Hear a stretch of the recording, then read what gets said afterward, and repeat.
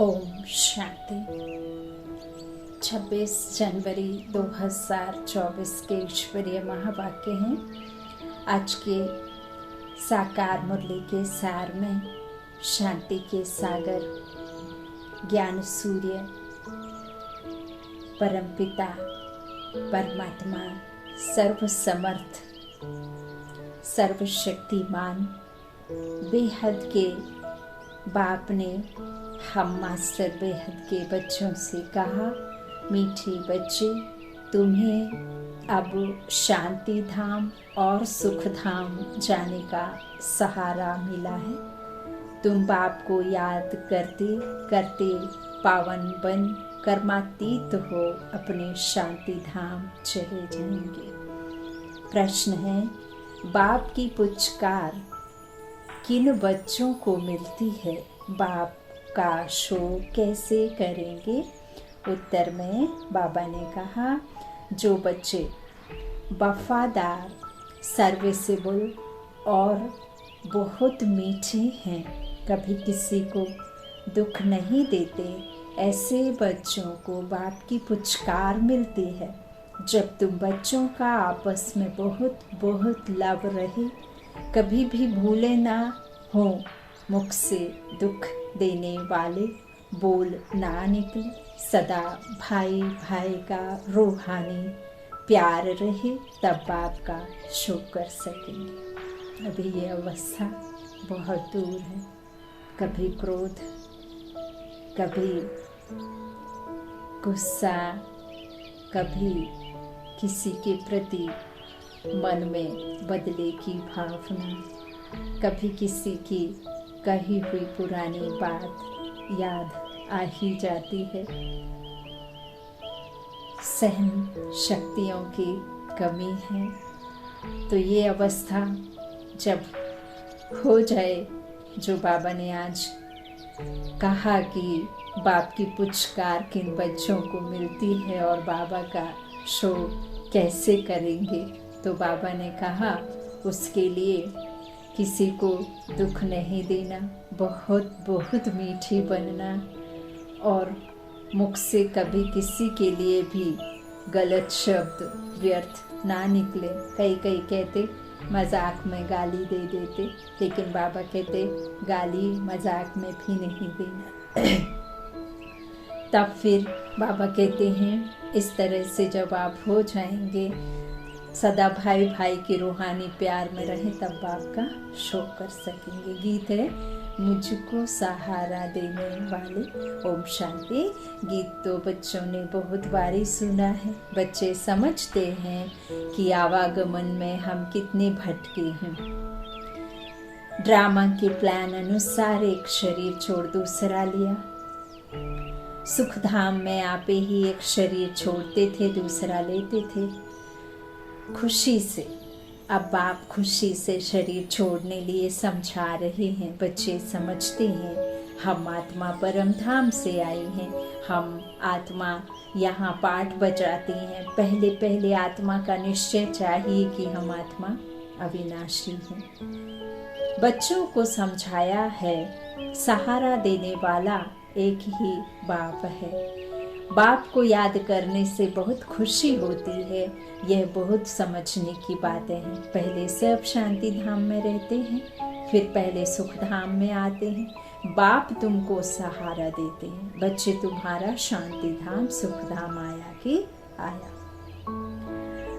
यह तो निश्चय है कि हम आत्मा एक शरीर छोड़ दूसरा लेते हैं। पहले से ही अविनाशी पाठ मिला हुआ है तुमको। यह 84 जन्मों का पाठ बजाना है। बाप बच्चों से ही बात करते हैं, शरीर रूपी बच्चों से नहीं, आत्मा रूपी बच्चों से। तो बाबा कहते हैं, क्योंकि इन बातों को सिवाय तुम्हारे और कोई जानते ही नहीं। जिसने खुद को आत्मा निश्चय कर लिया, उसकी बुद्धि में ये बातें जरूर समाएंगी। और जिसने खुद को देह ही समझा, तो देही अभिमानी नहीं बन पाएंगे और ना ही उस निराकार को याद कर पाएंगे और ना ही उसके ज्ञान को समझ पाएंगे। तो बाबा कहते, मैं सिर्फ बच्चों से ही बात करता हूँ, क्योंकि इन बातों को सिवाय तुम्हारे और कोई जानते ही नहीं। इस पुरुषोत्तम संगम युग पर ही पुरुषोत्तम बनाने के लिए बाप रास्ता बताते हैं। आत्मा को कोई डर नहीं होना चाहिए। हम तो बहुत ऊंच पद पाते हैं, तुम सभी जन्मों को जान गए हो। यह है अंतिम जन्म। आत्मा समझती है हमको सहारा मिला है शांति धाम सुख धाम में जाने के लिए, तो खुशी से जाना चाहिए।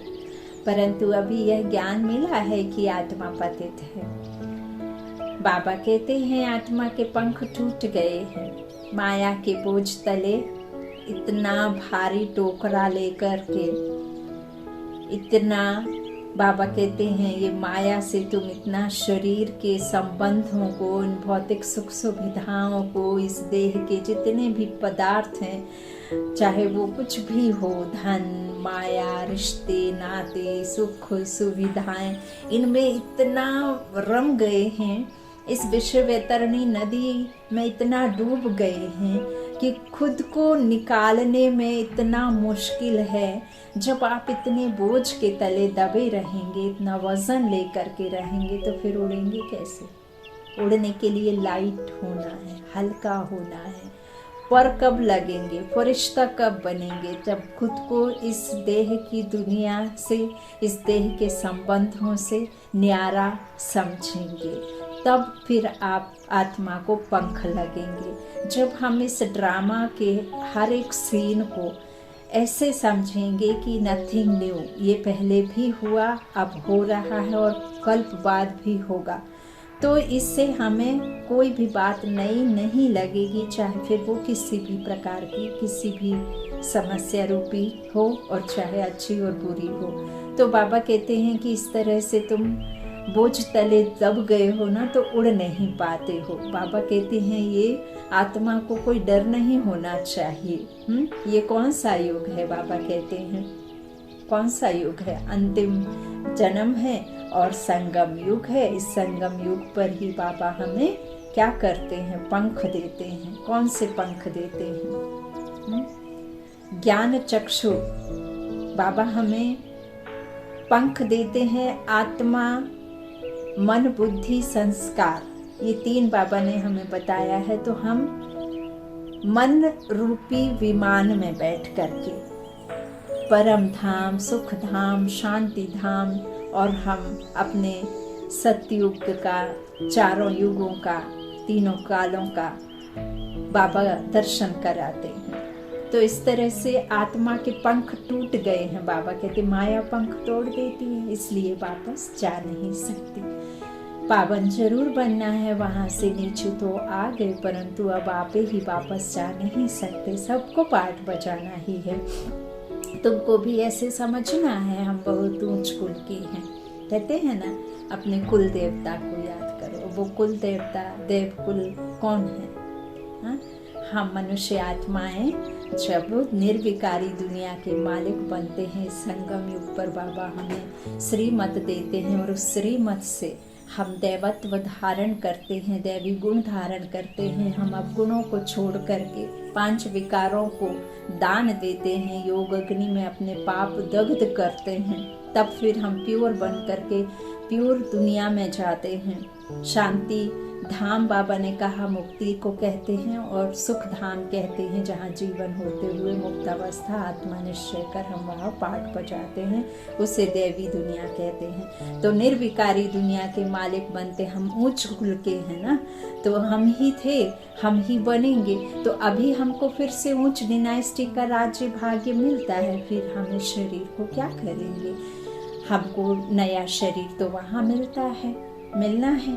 ऐसे अपने से बातें करो। बाप ने अपना भी परिचय दिया है, रचना के आदि मध्य अंत का भी राज समझाते हैं। अब रचना का आदि क्या है? सतयुग त्रेता। बाबा ने मध्य किसे कहा? द्वापर को। और अंत किसे कहा? कलयुग को। तो आत्मा की भी 3 स्टेज हैं, सतो रजो तमो। सतो प्रधान अवस्था हमारी रहती है जब हमारा निज स्वरूप, जो हमारा स्वस्वरूप है आत्मा का, फिर उसके बाद सतों में आती है, वो सतयुग की दुनिया में आती है। फिर उससे थोड़ी सी कला कम होती है हमारी 14 कला में, जब हम त्रेता में आते हैं। फिर द्वापर में हमारी रजो अवस्था होती है, और फिर कलयुग में हमारी तमो प्रधान अवस्था होती है। और संगम युग पर आकर बाबा हमें कैसा बनाते हैं, गोल्ड, खरा सोना। लेकिन आत्मा, शरीर तो पतित है, माँ की कोख से जन्मते हैं, योग बल से नहीं होता, भोग बल से होता, इसीलिए इस शरीर को बाबा पावन नहीं कहते। तो बाबा कहते हैं इस तरह से आत्मा ही सतो प्रधान, सतो रजो तमो में आती है। अब फिर आत्मा अभिमानी बनना पड़े, आत्मा को ही पवित्र बनना है। बाप ने कहा है बस मुझे को याद करो और कोई को भी याद ना करो, बुद्धि योग हमारे साथ जोड़ो। धन दौलत मकान बच्चों आदि में बुद्धि गई तो कर्मातीत अवस्था को पा नहीं सकेंगे, फिर पद कम हो जाएगा और फिर सजाएं भी खानी पड़े। अभी हम आत्मा लौटने वाली हैं, पावनपन लौटना है। बाप आए हैं पावन बनाने, तो हम खुशी से बाप को क्यों नहीं याद करेंगे, जो हमारे विकर्म विनाश हो जाए।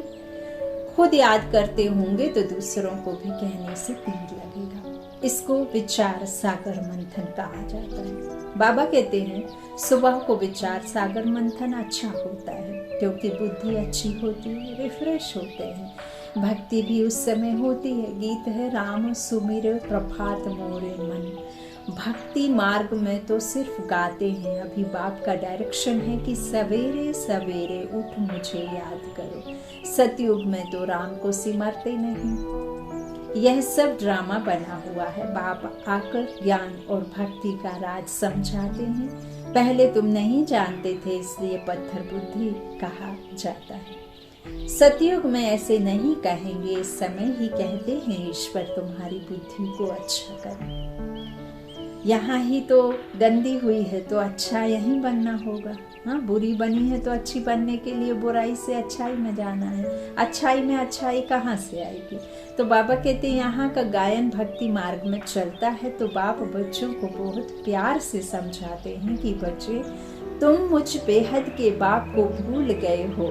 अपने बाप को भूले तो संस्कारों को भूले, है ना। तो बाबा कहते तुमको आधा कल्प के लिए मैंने ही बेहद का वर्षा दिया था, तुमको बेहद का संन्यास मैंने ही कराया था। बाबा कहते हैं मैंने ही कहा था कि यह सारी पुरानी दुनिया कब्र दाखिल होनी है। महाभारत में दिखाते हैं ना, अर्जुन को विराट रूप रख करके जब पूरा दिखाते हैं, तो बाबा कहते हैं ये असल में इन आँखों से तुम स्थूल नेत्रों से देखोगे कि कैसी पूरी दुनिया कब्र दाखिल होगी। यही असली महाभारत की लड़ाई है। जब अनेक का खात्मा होगा तब एक राज्य स्थापित होगा। अनेक धर्मों का विनाश, एक राज्य की स्थापना, उसे ही बाबा ने कहा अद्वैत राज्य। तो बाबा कहते जो खत्म होने वाली है तुम उनको याद क्यों करते हो। मुझे तुम बुलाते ही हो कि बाबा हमको पतित दुनिया से छुड़ाए, पावन दुनिया में ले चलो। पतित दुनिया में करोड़ों मनुष्य हैं, पावन दुनिया में बहुत थोड़े हैं। थोड़े होते हैं, है ना।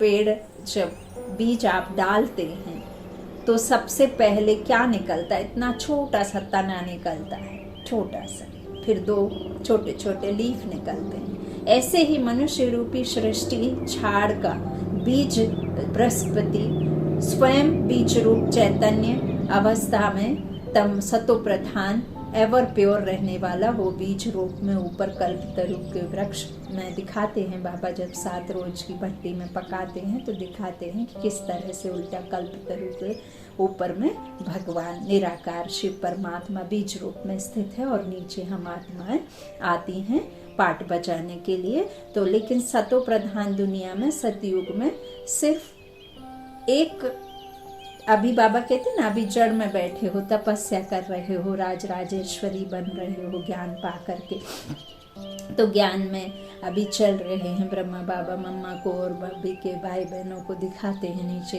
है ना, चोटी दिखाते हैं ना ब्राह्मणों की। तो फिर उसके बाद में कोई ब्रह्मा की नाभि से कृष्ण नहीं आएंगे, लेकिन बाबा कहते हैं कि उस दुनिया में एक अलग राज्य की जो प्रिंस होगी वो राधे, और अलग राज्य में एक कृष्ण होगा, वो अलग गांव में होगा। दोनों में 4 वर्ष का और 4-5 वर्ष की आयु का डिफरेंस रहता है। पहले कृष्ण आता है, फिर राधे दूसरे गांव में आती हैं।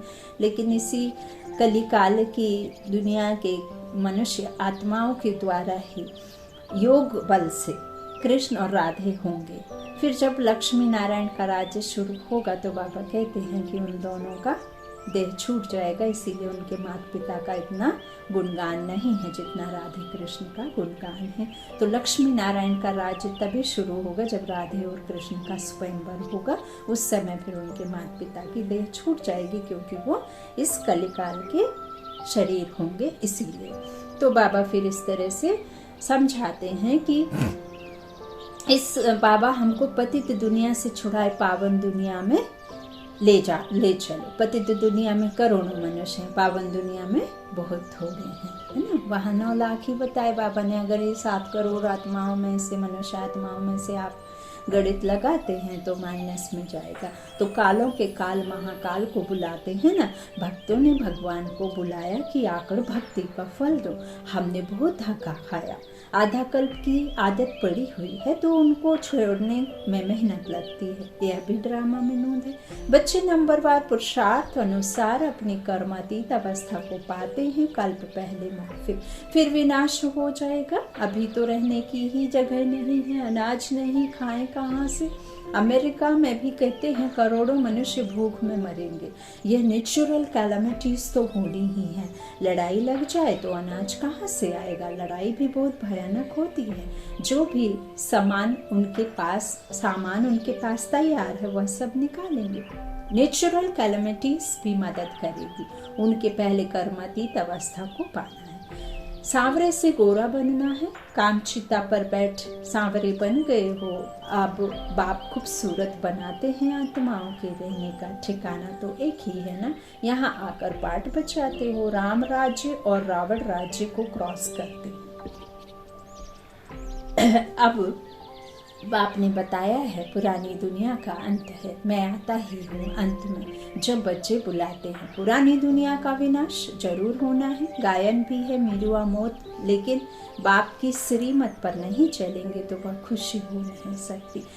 अब तुम बच्चे जानते हो हमको यह शरीर छोड़ अमरपुरी में जाना है। तुम्हारा नाम ही है शक्ति दल, शिव शक्तियाँ। फिर तुम प्रजापिता, ब्रह्मा कुमार और कुमारियां हो। शिव के तो बच्चे हो, फिर भाई बहन बनते हो। प्रजापिता ब्रह्मा द्वारा ही रचना रची जाती है। ब्रह्मा को ग्रेट ग्रैंडफादर कहते हैं। तो बाप आत्माओं को बैठ समझाते हैं। आत्मा ये शरीर द्वारा सब कुछ करती है। आत्मा के शरीर को मारते हैं तो आत्मा कहेगी हमने इस शरीर से फलानी आत्मा के शरीर को मारा। बच्चे पत्रों में लिखते हम आत्मा ने शरीर द्वारा यह भूल की। मेहनत है ना, इसमें विचार सागर मंथन करना है। बाबा कहते चिंता मुझे दे दो और चिंतन तुम करो।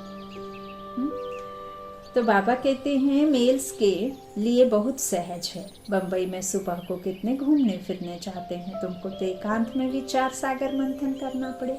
बाबा की महिमा करते रहो। बाबा का माल है आपकी। देहधारी की महिमा नहीं गाई जाती है। विदेही ऊंचे ते ऊंचा भगवान है। वह कभी अपनी देह नहीं देते, वो तो विदेही है।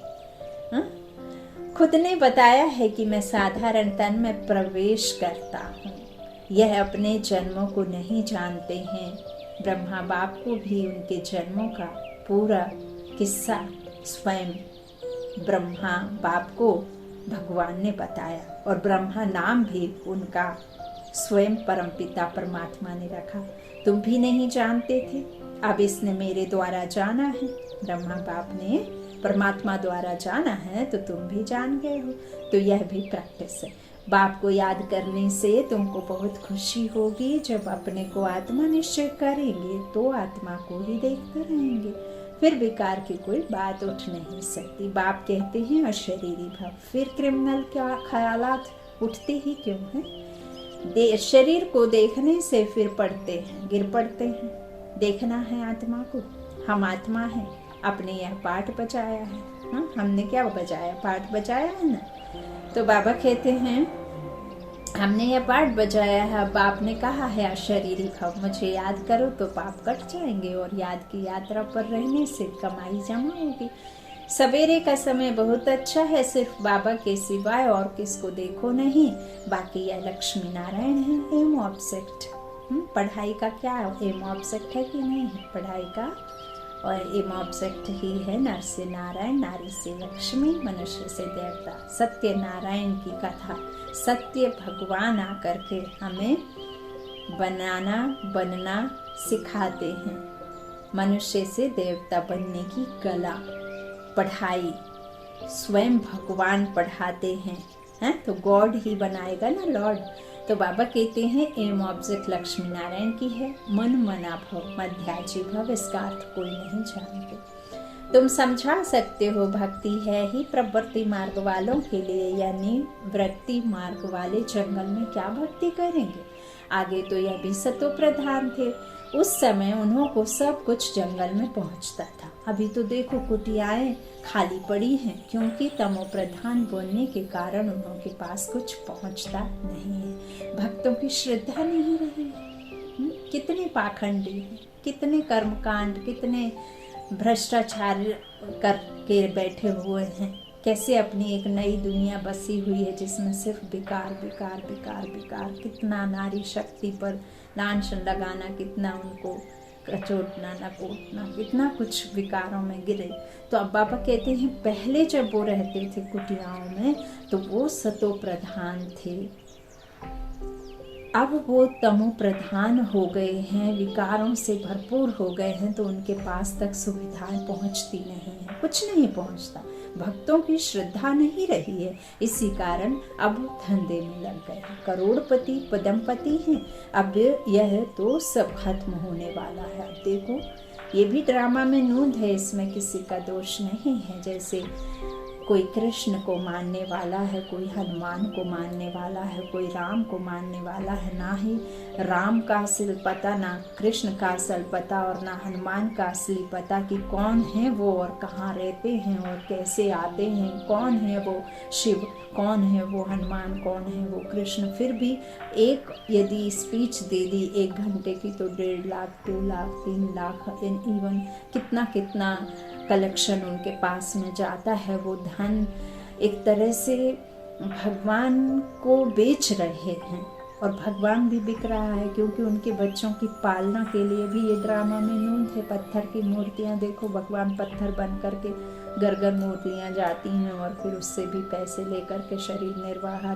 करते हैं। तो ये भी भगवान को देखो कहाँ कहाँ कैसे कैसे इस्तेमाल कर रहे हैं। तो बाबा कहते करोड़पति पदमपति हैं, अब यह तो सब खत्म होने वाला है। ऐसे नहीं कि सोने से कोई मकान आदि बनेंगे। जो इस दुनिया का, इस कलयुग का सोना चांदी, जो भी धन माया पैसा है, इससे कुछ बनेगा नहीं। वो सब किसी सुनामी में, अर्थक्वेक में, इस तरह से कुछ बरसात, अतिवृष्टि अनावृष्टि में ऐसे फिर सब दब जाएगा, फिर बाद में वो निकलेगा। ऐसे थोड़ी है कि कोई सोने की लंका नीचे से निकल आएगी। तो वहाँ फिर बाबा कहते हैं यहाँ की जो आत्माएं अपने में बल भर के जाएंगी, हुनर भर के जाएंगी, फिर वहाँ नए तरीके से बनेंगे मकान, है ना। तो साइंस का भी बल जाएगा, साइलेंस का भी बल जाएगा। तो इस तरह से बाबा कहते हैं कि सोने से कोई मकान आदि नहीं बनेंगे, वहाँ तो सब कुछ नया होगा, अनाज भी नया, नई दुनिया में फर्स्ट क्लास चीज़ें होती हैं। अभी तो ज़मीन सड़ गई है, जो अनाज भी पूरा नहीं निकलता है, वहाँ तो सारी ज़मीन भी तुम्हारी, सागर भी तुम्हारा रहता है। वहाँ कितना शुद्ध भोजन खाते हैं। हाँ, बाबा कहते वहाँ कभी भी ना शक्कर आदि की ज़रूरत नहीं होती, इतना मीठा पानी रहता है। वहाँ कहीं ऐसे शॉप में शुद्ध लिखने की आवश्यकता नहीं, क्योंकि अशुद्धता नहीं तो शुद्ध लिखने की आवश्यकता नहीं होगी। वहाँ कोई डॉक्टर कोई इस तरह से जेल आदि नहीं रहती, क्योंकि वहाँ किसी को सज़ा नहीं मिलती, क्योंकि कोई किसी को किसी तरह से दुख देता ही नहीं है, क्राइम होता ही नहीं है, कोई बीमारी नहीं होती, तो फिर वहाँ डॉक्टर आदि की आवश्यकता नहीं होती। ये 5 तत्व सुख देते हैं। 5 तत्व बाबा कहते हैं ना, प्रकृति जीत है ना, जगत जीत। तो इस तरह से शुद्ध भोजन खाते हैं। यहाँ तो देखो जानवरों को भी पकाकर खा लेते हैं, वहाँ तो ऐसी बात ही नहीं। तो तुम बच्चों को बाबा का बहुत शुक्रिया मानना चाहिए। तुम बाप को जानते हो और फिर औरों को भी बताते हो कि बाप ने कहा है कि मैं साधारण बूढ़े तन में इनकी भी वानप्रस्थ अवस्था में प्रवेश करता हूँ, वानप्रस्थ अवस्था में ही वापस जाना है। बाबा कहते हैं यह भी कायदा है, भक्ति में भी यही रस्म चलती है। यह सब धारण करने की बातें। वहाँ भक्ति में क्या करते हैं, 60 वर्ष की आयु होती है तो कहते हैं कि हमने अपने कर्तव्य कर दिए, बच्चों की शादी ब्याह नौकरी चाकरी सब हो गए, नाती पोते हो गए, अब हम तीर्थ पर निकल जाएंगे, चारों धाम की यात्रा करेंगे, अब हम निश्चिंत हो गए हैं, अब हमें कुछ चाहिए नहीं। तो यहाँ बाबा कहते हैं जो ब्रह्मा बाबा है, असल में ये कहानी है कि अभी जो ये कलयुग के अंत में है, सबकी वानप्रस्थ अवस्था है, सबका आखिरी जन्म है। तो इस जन्म में कोई बच्चा कोई बूढ़ा नहीं है, सबका बाबा कहते वाणी से परे जाने की अवस्था है ना। देखो ना, गोद में बच्चा दम तोड़ देता है, गर्भ में बच्चा जान छोड़ देता है, दम शरीर छोड़ देता है। तो ये सबका अपना अपना कर्मों का हिसाब चल रहा है। कोई का जन्म बाबा कहते हैं साल में 2 बार, किसी का 2 साल में 4 बार ऐसे जन्म होता है। तो जन्म भी जल्दी जल्दी और मृत्यु भी जल्दी जल्दी, क्योंकि हिसाब किताब चुकते होने हैं ना, तो बार बार आना जाना होता रहता है। जब तक पवित्र प्योर नहीं बनेंगे तो वापस जा नहीं सकते। अच्छा, तो बाबा कहते यह सब है धारण करने की बातें। कोई तो अच्छी रीति नोट कर धारण कर औरों को भी सुनाते हैं। सुनने से बहुत मजा आता है, क्योंकि अब सहारा मिला है। तुम जानते हो हर एक आत्मा प्रकृति के तख्त पर विराजमान है। यहाँ यही है ना अकाल तख्त। अकाल किसका? आत्मा का कोई काल नहीं है। तो यहाँ ही यहाँ नहीं आती, यहाँ ही आती है, यहाँ ही बैठती है आत्मा। जहाँ हम तिलक लगाते हैं, है ना, जहाँ बिंदी लगाते हैं, यहाँ हम कहते हैं ना, ऐसे सोचते हैं, वो बोलते हैं कि करम पे हाथ रख लिया, क्योंकि हमारी बुद्धि, यहाँ हमारी आत्मा सोचने का कार्य करती है। तो इस तरह से बाबा कहते प्रकृति के तख्त पर विराजमान है, इसका कोई काल नहीं। आत्मा को कोई मार नहीं सकता, काट नहीं सकता, जला नहीं सकता, बहा नहीं सकता, पानी भिगा नहीं सकता, है ना, उड़ा नहीं सकती पवन। तो आत्मा के लिए ही कहते हैं प्रकृति के बीच चमकता है अजब सितारा। ऐसे तो नहीं कहते परमपिता परमात्मा शिव चमकता है, परंतु आत्मा चमकती है। आत्मा भाई भाई है, तब कहते हैं हिंदुस्तानी पाकिस्तानी बौद्धी सब भाई भाई। कहते हैं ना, हिंदू मुस्लिम सिख ईसाई आपस में सब भाई भाई। अब यहाँ तो जातों में कन्वर्ट कर दिया। बाबा ने तो हमें आत्मा कहा, लेकिन यहाँ फिर सबको शरीर रूपी उसमें जात धर्म में बदल दिया। परंतु भाई का अर्थ समझते नहीं है। तुम्हारा आपस में कितना लव होना चाहिए। सतयुग में जानवरों का भी आपस में लव है। शेर और बकरी एक साथ एक तालाब में पानी पिएंगे, तो तुम भाई भाई हो तो कितना लव होना चाहिए। परंतु देह अभिमान में आने से एक दो से बहुत तंग हो जाते हैं। अब तो एक घर में 4 लोग हैं, उनमें ही नहीं बन रही है, तो फिर आस पड़ोस में और देश दुनिया में तो छोड़ो। तो फिर 1-2 की ग्लानि करते हैं। इस समय तो तुम बच्चों को आपस में बहुत शीरखंड होना चाहिए, होकर चलना चाहिए। इस समय जो तुम यह पुरुषार्थ करते हो, 21 जन्म शीरखंड होकर चलते हो। अगर कोई उल्टा अक्षर मुख से निकल जाए तो फौरन कहना चाहिए आई एम सॉरी, क्योंकि हमको बाबा का फरमान है कि बहुत मीठा होकर रहना है। जो फरमान नहीं मानेंगे उनको कहा जाएगा ईश्वर का ना फरमान बरदार। कभी भी किसको दुख नहीं देना है। बाकी बाबा जानते हैं सिपाही की सर्विस है तो सच्ची कराने के लिए किसको मारना भी पड़ता है। मिलिट्री वालों को लड़ाई भी करनी पड़ती है। सिर्फ अपने को आत्मा समझ, मामे कम याद करो तो बेड़ा पार हो जाएगा। इस पुरानी दुनिया को क्या देखना, हमको तो नई दुनिया को देखना है। अब तो श्रीमत से नई दुनिया स्थापन हो रही है, इसमें आशीर्वाद की कोई बात नहीं। टीचर कभी आशीर्वाद नहीं करते, टीचर तो पढ़ाते हैं, जितना जो पढ़ते हैं मैनर्स धारण करते हैं, ऐसा पद पाते हैं। इसमें भी ऐसा है, अपना रजिस्टर आप ही देखना है कि हम कैसे चलते हैं। कोई तो बहुत मीठा होकर चलते हैं, हर बात में राजी रहते हैं। बाबा ने कहा है तुम आपस में कचहरी करो कि कोई भूल तो नहीं होती है, कर्मेंद्रियों की कचहरी लगाओ। हाँ, और क्या करो, आत्मा को जज बनाओ और देखो कि किससे क्या भूल हुई। परंतु कचहरी करने वालों को समझना चाहिए हम आत्मा है। हम अपने भाई से पूछते हैं इस शरीर द्वारा कोई भूल तो नहीं हुई, किसको दुख तो नहीं दिया है। बाप कभी दुख नहीं देते, बाप तो सुख धाम का मालिक बनाते हैं। बाप है ही दुख हरता सुख करता, हरि। दुख हरने वाले को हरि कहते हैं, फिर उधर कृष्ण को हरि कह दिया। उसके खुद दुख हरने वाला निराकार राम है, फिर उसको हरि कह दिया। तो तुमको भी सबको सुख देना है, उल्टा सुल्टा कभी भी बोलना नहीं है, कभी भी लॉ अपने हाथ में नहीं उठाना है। तुम्हारा काम है रिपोर्ट करना, बहुत मीठा बनना है। जितना मीठा बनेंगे उतना बाप का शो करेंगे। बाबा प्यार का सागर है, तुम भी प्यार से समझाएंगे तो तुम्हारी विजय होगी। बाप कहते हैं मेरे लाडले बच्चे, कभी किसको दुख नहीं देना।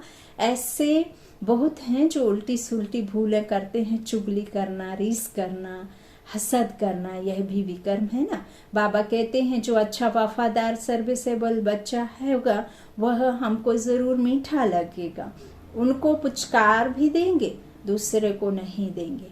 फिर कहते हैं इनकी पास खातरी होती है, यह बड़ा आदमी है, ऐसे बहुत नुकसान करते हैं, उल्टा सुल्टा काम करके दोष धरते हैं। समाचार आता है फलाना बीड़ी नहीं छोड़ता। बाबा कहते हैं उनको भी समझाना पड़ता है कि बहुत कि तुम योग बल से विश्व को पावन बना सकते हो, तो क्या यह नहीं छोड़ सकते। बाप को याद करो, बाबा अविनाशी सर्जन है, ऐसी दवाई देंगे जो सब दुख दूर हो जाएंगे। अच्छा, मीठे मीठे सिकिलाधे बच्चों प्रति माता पिता बाप दादा का याद प्यार और गुड मॉर्निंग। रूहानी बाप की रूहानी बच्चों को नमस्ते। हम रूहानी बच्चों की माता पिता बाप दादा को लाड प्यार और याद प्यार गुड मॉर्निंग। धारणा के लिए मुख्य सार है, पहला बाबा ने कहा देह अभिमान में आकर एक दो को तंग नहीं करना है, हर बात में राजी रहना है, कभी भी चुगली नहीं लगानी है, हसद रीस नहीं करनी है, किसको दुख नहीं देना है, आपस में बहुत मीठा शीरखंड होकर रहना है। दूसरा, सवेरे सवेरे उठ प्यार से बाप को याद करना है, अपने आप से बातें करनी है, विचार सागर मंथन करते बाबा का शुक्रिया मानना, हर बात में हर पल हर क्षण बाबा का शुक्रिया करो। वरदान है अपनी पावरफुल स्थिति में स्थित रहे मनसा द्वारा सेवा करने वाले नंबर 1 सेवाधारी भव। यदि किसी को वाणी की सेवा का चांस नहीं मिलता तो भी मनसा सेवा का चांस हर समय है ही। अपने शक्तिशाली पावरफुल पॉजिटिव विचारों की शक्ति को क्या करो, वाइब्रेट करते रहो। अंतर मन में विचारों को संकल्पों को इतना पावरफुल इतना पॉजिटिव रखो कि आपके आसपास की एनर्जी भी वैसी होती जाए। तो पावरफुल और सबसे बड़ी से बड़ी सेवा मनसा सेवा है। वाणी की सेवा सहज है, लेकिन मनसा सेवा के लिए पहले अपने को पावरफुल बनाना पड़ता है। वाणी की सेवा तो स्थिति नीचे ऊपर होते भी कर लेंगे, लेकिन मनसा सेवा ऐसे नहीं हो सकती। जो अपनी श्रेष्ठ स्थिति द्वारा सेवा करते हैं वही नंबर 1 सेवाधारी फुल मार्क्स ले सकते हैं। स्लोगन है लौकिक कार्य करते अलौकिकता का अनुभव करना ही सरेंडर होना है। लौकिक कार्य करते अलौकिकता का अनुभव करना ही सरेंडर होना है। अव्यक्ति साइलेंस द्वारा डबल लाइट फरिश्ता स्थिति का अनुभव करो। अब डबल लाइट बन दिव्य बुद्धि रूपी विमान द्वारा सबसे ऊंची चोटी की स्थिति में स्थित हो विश्व की सर्व आत्माओं के प्रति लाइट और माइट की शुभ भावना और श्रेष्ठ कामना के सहयोग की लहर फैलाओ।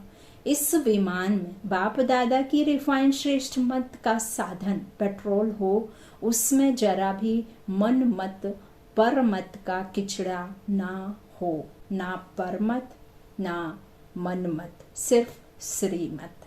अच्छा, ओम शांति।